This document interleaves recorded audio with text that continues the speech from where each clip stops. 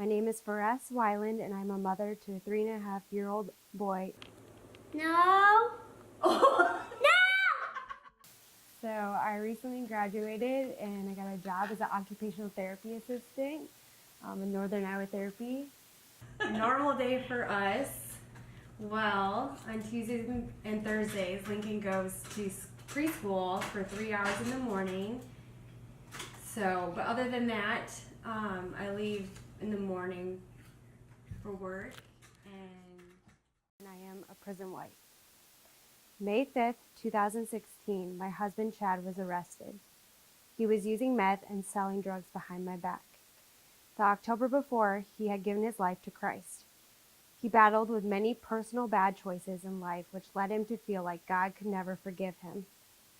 God sent his only son to die on the cross for our sins, and Chad realized he died for him, that no matter what he had done, would always love him. This is when the devil started attacking him and our marriage even more. The life and lie he was living grabbed a hold of him even harder, which led to being arrested. A couple weeks after being arrested, we found out he tried committing suicide by hanging himself in his cell. During those couple of weeks, we hadn't been able to talk yet. No one would tell him if we were okay, and he asked for a Bible, but they wouldn't give him one. He had felt like I would leave him. He let everyone down in his life, and he would never get to see our son again. When they found him, he didn't have a heartbeat. On the last time they could shock his heart, they got him back.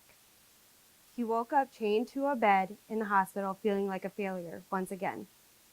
He looked over and a cop was sitting next to him. The cop started sharing Jesus and the forgiveness he can find in him.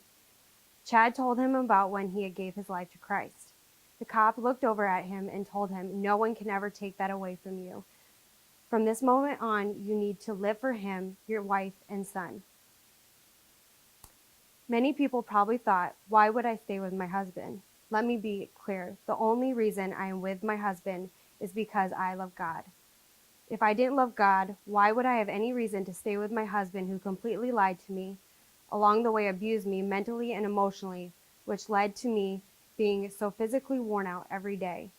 It is hard for people who have never done drugs to understand that people who are so caught up in drugs can't see the hurt they are causing. God allowed my husband to come to his lowest point in his life. He broke the chains and rescued him from such a life of sadness and destruction. Because of God, today my husband is the most humble man. He sits in his cell every day knowing he is going to face years in prison away from his wife and son. Other men look at him and want to know, how can he not worry about what his wife is doing, who she is with, and who is she talking to? They want to know how he is happy and has so much peace about his situation. When they look at him, they see someone different. They see a man who talks to his wife with respect on the phone, a man who leads his family in prayer and challenges me spiritually. God is using Chad to reach others around him. He is surrounded by so much evil and sadness. These are the people that truly need Jesus, and Chad is using his time to serve his Lord. If my husband can lead even one other person to Christ, it is so worth it. I am so proud of the man, husband, and father he is becoming. God has not only changed Chad, he has changed me. Before Chad was arrested, I felt like I lived every day just to keep our child alive and feel alone. I felt like I had lost myself. I didn't respect my husband because he didn't respect me. Anytime we would talk, it always included me yelling and screaming about something. I know the way I reacted made my husband feel like he could never come to me about anything or tell me his problems. Because of everything that has happened, we have had time to grow as a couple and learn how to treat each other with respect. I also took the opportunity to go back to school and become an occupational therapy assistant. I have always had a passion to help others, and now I am finally able to use the gift God has given me. When Chad gets out, we will continue to use our story to bring God's love and joy to others.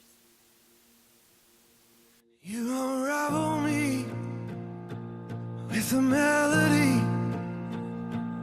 You surround me with a song of deliverance from my enemy. I say to feel